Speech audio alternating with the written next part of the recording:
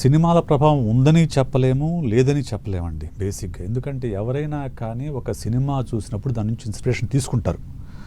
ఇలాంటి క్రైమ్ కోసం ఇన్స్పిరేషన్ తీసుకుంటారా అంటే తీసుకుంటే అన్ని హత్యలే జరగాలి కదా, అలా జరగవు. కానీ క్రిమినల్ టెండెన్సీ ఉన్న వాళ్ళు ఎవరైతే ఉన్నారో వాళ్లకు ఇవి ఉపయోగపడతాయి. ఇటువంటి మూవీస్ ఏవైతే ఉన్నాయో అవి ఆల్రెడీ వాళ్ళల్లో యాంటీ సోషల్ పర్సనాలిటీ ఎలిమెంట్స్ ఉన్నప్పుడు వాళ్ళని ఇటువంటి మూవీస్ ఎక్కువ ఇన్స్పైర్ చేస్తాయి, ఇటువంటి క్రైమ్స్కి పాల్పడే విధంగా ప్రేరేపిస్తాయి.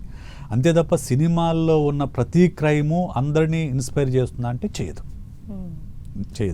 ఓకే, అయితే వినేష్ గారు, ఇప్పుడు మనం చూస్తే గురుమూర్తి కేసే ఈరోజు మనం మాట్లాడుకున్నట్లయితే ఆయన అంటే అన్ఎడ్యుకేటెడ్ లేకపోతే ఇది కాదు, చాలా గౌరవప్రదమైన బాధ్యతాయుతమైనటువంటి పోస్ట్లో ఉన్నటువంటి వ్యక్తి.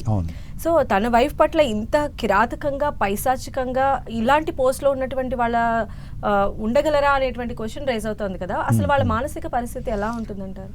ఇప్పుడు పోస్ట్కి పర్సనాలిటీకి సంబంధం లేదండి. ఫస్ట్ పాయింట్ మనం అది అర్థం చేసుకోవాలి. పోస్ట్కి పర్సనాలిటీకి సంబంధం లేదు. ఎందుకంటే పర్సనాలిటీ అనేది వాళ్ళు చిన్నప్పటి నుంచి పుట్టి పెరిగిన వాతావరణాన్ని బట్టి, వాళ్ళ యొక్క పెరుగుదలను బట్టి ఆధారపడి ఉంటుంది. పోస్ట్ అనేది వాళ్ళ ఎడ్యుకేషన్ సంబంధించింది. ఈ రెండింటికి సంబంధం ఉండదు. అయితే పోస్ట్లో ఉండే వాళ్ళు చేసే ఉద్యోగంలో ఉండే కొన్ని వాతావరణ పరిస్థితులు వాళ్ళ పర్సనాలిటీ పైన ప్రభావం చూపించవచ్చు. ఇక్కడ మనము గురుమూర్తి యొక్క బ్యాక్గ్రౌండ్ కనుక తీసుకుంటే అతను ప్రకాశం జిల్లాలోని ఒక పల్లెటూరు నుంచి వచ్చాడు. ఆ తర్వాత మిలిటరీలో 20 సంవత్సరాల పాటు పనిచేశాడు.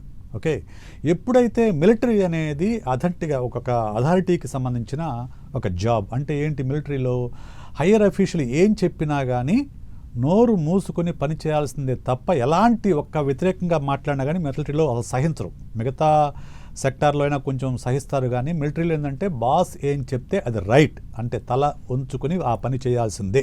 అది మిలిటరీకి అవసరం కూడా. మిలిటరీ నడిపించాలంటే అది అవసరం కాబట్టి వాళ్ళు కండిషన్ అయిపోతారు, వాళ్ళ ప్రోగ్రామ్ అయిపోతాయి వాళ్ళ మైండ్స్ అన్నీ కూడా. అప్పుడు ఏమవుతుంది, ఒక 20 సంవత్సరాల పాటు అలాంటి వాతావరణంలో పనిచేసిన వ్యక్తికి బాస్ ఏం చెప్తే అది నోరెత్తకుండా తల వంచుకొని పనిచేయాలి అనే ఒక అలవాటు పడిన వ్యక్తికి తను బాస్గా ఉన్న అంటే భర్త అంటే బాసు